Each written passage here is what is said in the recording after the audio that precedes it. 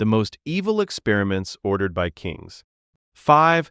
Qin Shi Huang and the Immortality Elixir Program. By 210 BC, Qin Shi Huang, the first emperor of a unified China, was the most powerful man in the world and terrified of dying. He had spent his reign building walls, burning books, burying scholars alive to suppress dissent, and conquering 6 rival kingdoms to forge a single empire. He was not finished. He needed more time. He needed to live forever.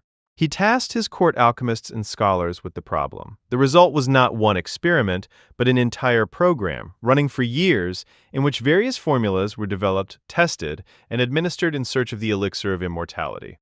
The alchemists had theories. Certain minerals, certain compounds, certain combinations of refined substances were believed to carry the essence of longevity.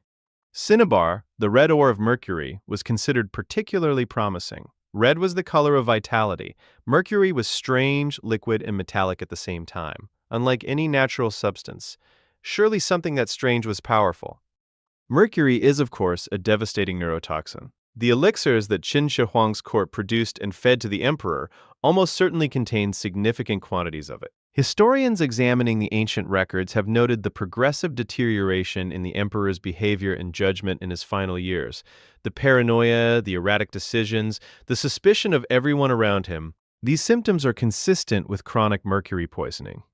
The man who had unified China and built one of the most sophisticated administrative systems in the ancient world was being slowly destroyed by the medicine he believed would save him. The alchemists were not experimenting on prisoners in this case.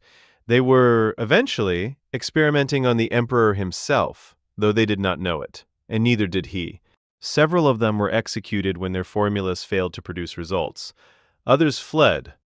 At least one group of scholars was reportedly sent on a sea voyage to find the islands of the Immortals in the Eastern Ocean, and simply never came back, whether because they drowned or because they understood what happened to people who returned to Qin Shi Huang's court with empty hands.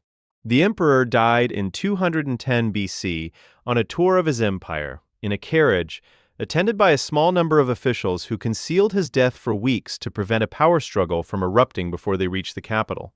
His body was transported back to his tomb, accompanied by cartloads of rotting fish, to disguise the smell of decomposition. The man who was trying to live forever was smuggled home as a corpse past the kingdom he had spent his life building.